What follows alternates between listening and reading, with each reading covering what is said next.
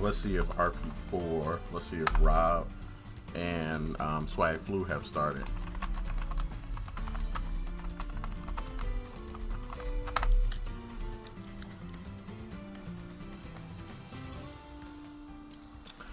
Solid as Hedgehog. It's funny that you mentioned that. Yes, there is a plan for a Rocket League tournament coming up. So be on the lookout for that. Doing some twos. Rocket League is a game I know personally Solidus is absolutely bonkers at. Okay. Like, if you think he's the stream boss, you need to see him play with the ball in Rocket League. He's, okay. like, really crazy. No, it's going to be pretty good because I've worked in he getting ready to flex. We've worked with some of the communities in Rocket League previously, so I'm always looking to try and see if I can bring them good competition and stuff like that. So I'm excited for it. I have a secret sign up right now, but actually I'm going to have I'm working with a group, so we'll have a crazy prize package for it as well, and be looking forward to that. That's going to happen next month. I want to make sure I do all of what I have to do tomorrow, and and then be able to announce it properly to everybody. So yeah, I'm glad you took interest in that, because to me it's a really great game. Some people do and don't know. I teach a lot of classes, and there's a lot to like about Rocket League right now, honestly. Best thing is that it's free on every platform, and everyone gets to play against one another. So it's something that I really think is kind of cool because it's not restrictive based on which, equipment you have or which platform you happen to be on. Anyone can play anybody, and I think that is incredibly powerful when it kind of comes to like trying to create, it's an incredible way to include everybody. And yeah, no, man, there's a lot to like about Rocket League right now. It's one of the games that most people would consider a true esport, where for some reason people want to battle me about why Smash is or is not an esport, which I guess is okay because it doesn't matter. I'm still going to host, competition for it. It doesn't matter, if they think it is or isn't. But no, yeah, it's one of the games that I think very much pioneers what we know about team esports. And yeah, it's super exciting to watch high-end play. Rocket League is one of those things that it's fun to play. Luxray, thank you so much for the host right there. It's fun to play, but when you're in the beginner stages, it is not fun to watch beginners play Rocket League. Whereas once it gets to high level, then that's when you're like, oh man, like this is a really good match to watch. And we've got an interesting matchup here, a Mew-Two versus a Pokemon trainer. Could this get more canon or not? Let's go ahead and hop into the full match. You said it your best. Oh my goodness! Like, and on Pokemon Stadium. Yeah, right. All sorts of Pokemon. Now, I honestly wonder if this is like a super intentional matchup thing for Jess with this PT. His PT, like, at times has been looking decent, and we haven't seen him play it in a long time on stream. The last time we did it did come in clutch. I can't remember against who exactly, but I just remember it being a much better choice than Luigi. And this might hold true for this matchup as well. Luigi is one of those characters that if you have the stamina and the will to camp him out with whatever projectile you have, he doesn't really have much of a game plan for doing well against you unless he continues to really try and go for those grabs. And as well as having a kind of rough off-stage game, we're seeing Mew-Two kind of take full advantage of his really good off-stage game with that disable from the ledge, which was really crazy to see. I did not know it reached that far. So we are seeing Mew-Two kind of take advantage here. What are we going to see? Up tilt into back air, doesn't get it. Super close game here.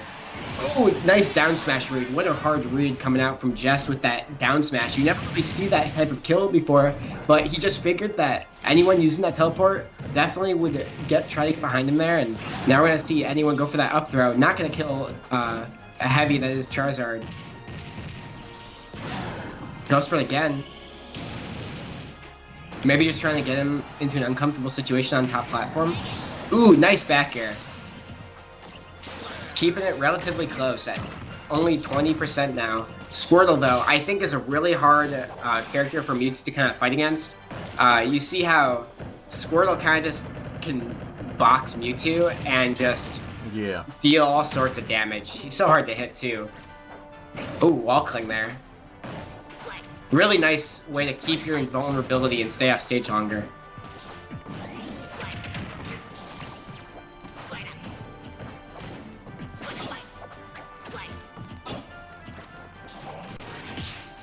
Using that side B again. Nice way to armor through and gain back some distance. It's a really decent burst option.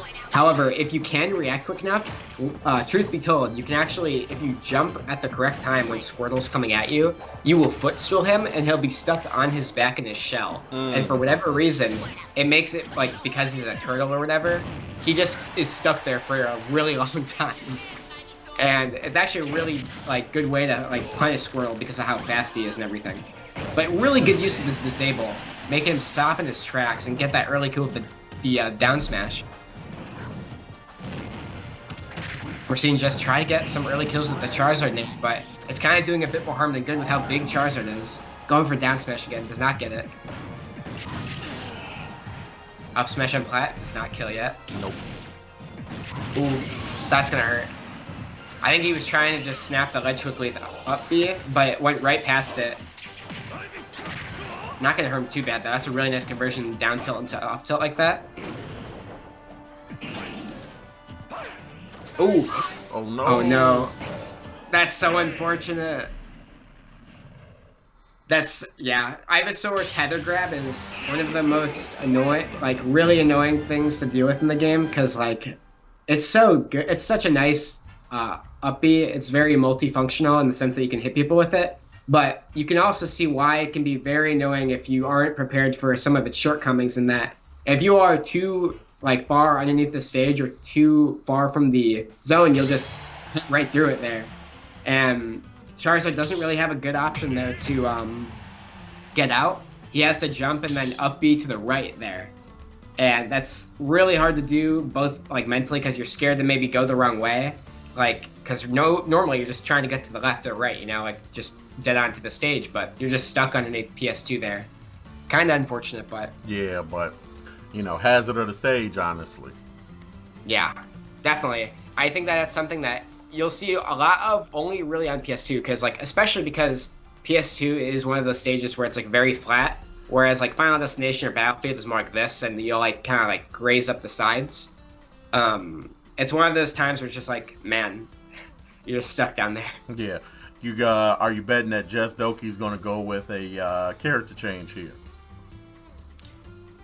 Maybe. It's hard to say because you never know what somebody's thinking when they SD like that on last stock. But I also don't think that it was a bad showing for the PT. His Squirtle looked really clean. I think that if he decides to keep the PT, he definitely should have more Squirtle and more Ivysaur and less Charizard. Got it. Okay. I think that the few times that his Squirtle was out there from 0 to 70% on Mewtwo, that was really good. It was so hard for him to get hit, but then as soon as he'd switch to Ivysaur a bit too early, he'd start to get punished. But whenever he was on point with his switches, NE1 would die at around 90, 100, maybe a little later. But we are seeing the Luigi, so I think that what's important here is that he forces NE1 to approach still. You do not want to give NE1 a reason to just decide to throw Shadow Balls, which is something that he can do. It's something that he's very good at because Shadow Balls are slow. They can also be fast with depending on the size of them. And it can just be super hard for Luigi to get around that. He has no reflector, really, anything that can kind of contest it. All right, and I think they are off. They are. We got the character switch that we were looking for. Yeah. And I think also Luigi, maybe he's just also really fond of small battlefield for Luigi because I definitely agree with it. I think that because of how small of a stage this is, look at that. That's insane. Just kind of cheekily turning around there, just saying, hey, I can also get those early kills, And now he's got NE1 in a situation where he doesn't care if you're going to run away now because he's just going to run and go grab you anyways. And that's kind of what I mean is he's got NE1 stuck in this smaller stage, and as Luigi, you could ask for nothing more than somebody who's stuck right in front of you. coming up off the ledge with the cold crayon. Let's see. Will anyone go for it again? He does not. Oh. He gets misfired. Oh! What a weird reverse edge guard. We're seeing Jess not even taking a second. Just goes right back into it. Does get punished because NE1 is aware of how to get around that down throw to down B. For certain characters, you can really just like air dodge, just neutral air dodge it. Because if you air dodge like left or right with it, or even up or down, Luigi has so much time because of how slow you can react out of it, that he can just grab you again. Gotcha. So the best situation is to just try and neutral air dodge or DI away as far as you can, so that you can allow yourself some time. But NE1 has gotten this all the way back to a winning position on his end with the stock count. And now we're seeing Jess going for those up smash, going for those down Bs, trying to get some sort of form of a kill. And we are just like seeing kind of a quick adaptation come from NE1 after getting kind of stock rocked in that first stock. But Jess answering back rather quickly, finally getting that stock off, not taking too much damage for it either. Ooh, I like this double nair pressure. Using that jab as a get off me tool. I like that, just jumping and not trying to hold forward, not forcing anyone to like catch him in the air, because that's something that Mew-Two is so good at, is his airspeed. It's just so high. So like, if you try to jump and approach him from the air, chances are you're not as fast as he is, and he is going to punch you hard. Right now we're pretty even, just separated by 10%. Yeah. Ooh, nice fair there. Knowing that the confusion won't come and there it is. Messed around with the down tilt, and now knocks it up at 1-1 apiece. Somebody clip that for you, boy. Do me a favor. That's that double. Yeah, twice in a round goes for the cold crayon to go ahead and finish up the match. You guys can see, kind of faked them out right here with the ledge guard. I also love that very small detail where he went for a backwards jump, and then right after, because anyone assumed that he wouldn't be trying to approach from the air, jumped again, and then went for the forward air right over that side B confusion. Because I think what Jess was conditioning him for was expecting, NE1 was expecting Jess to do another dash attack, which he had already punished earlier, and just knew that, and went for an aerial instead, kind of baiting out that grounded counter that NE1 was trying to do. And because of that, I think that small micro adjustment kind of at the end of like what the pace of the game was going to be, Jess was able to dictate and just allowed him to kind of switch up what was going on. So we'll see. I don't know what types of characters, what types of stages we'll be seeing from either Jess or NE1. I assume we'll be seeing Mew-Two, and I will probably see the Luigi again. I just don't foresee him switching back unless he thinks that a certain stage will benefit PT more than Luigi. Looks like they are trying to go to Final Destination, and I think NE1 is asking if he can go to Green Hill Final Destination, which I don't see the problem. Yeah, I know some people, they really like certain Final Destination picks. Like I know you and me both, as well as a lot of the Japanese community, love that Mega Man FD. Yeah. Just the music and the aesthetic is both very like cool and really good music. So I think for NE1, I know he and many others really like the Green Hill Zone. But personally, whenever I get certain Green Hill music, I'm like, I can't stand listening to this because it's the only one that ever plays. But look at that. Wow, just really that early quickly. kill. Yeah. Ivysaur's down air, as crazy broken as that looked, it used to be even more broken.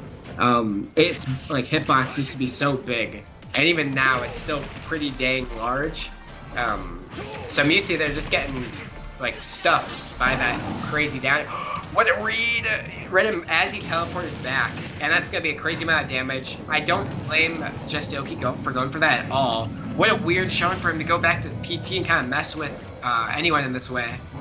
I kind of like it. Ooh. Not gonna kill yet. He's still Charizard. Going for that side B again, trying to catch him jumping. I think that's a smart play. I think that before we saw Jess going for a lot of just like nairs and like aerials, trying to maybe stuff anyone from going in the air. But because of how fast Mew-Two is, he doesn't really care. He's just gonna shield and then jump and throw an aerial to counter that. Whereas now that we're seeing Jess just jump and side B all the time to get back in the stage, anyone is a bit more hesitant to want to jump off stage and like punish him, because on top of having to clink with the hitbox of Flare Blitz, you also gotta take that armor damage and everything else that Charizard is gonna hit you with.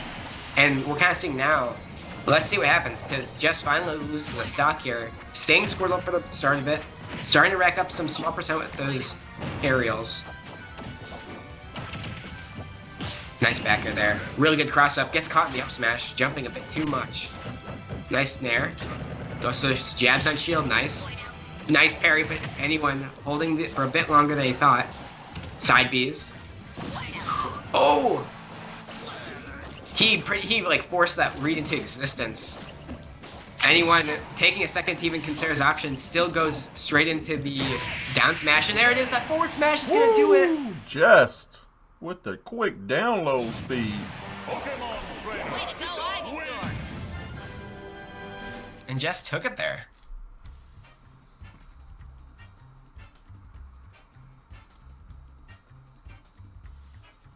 Yeah, right there. That was a crazy, like, Jess was charging that for so long, and anyone, even, like, you see him pause there to kind of consider the option, still decided to kind of roll in, maybe thinking that, no, he would never hold it for this long, right? Rolls in and gets hit for it anyways. That was a really good match, I think, from both sides, because you could tell anyone was, like, keeping up with it. It was just that those weird, like, ways that Jess would force conditioning and force, like, different paces of the match or something, and I think he does very well in all of his matches.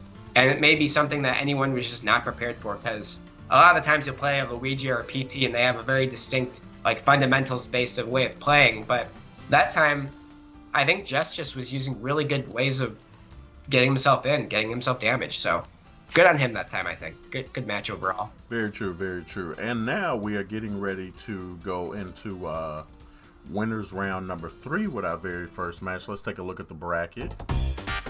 All right, you guys just got done watching Jestdoki take on Anyone Can Cook and moving himself into winners round number 3. We'll wait for some results from Luxray versus Solidus Hedgehog. And next on stream, I'd like to bring up RP4 versus BW Styles and a what I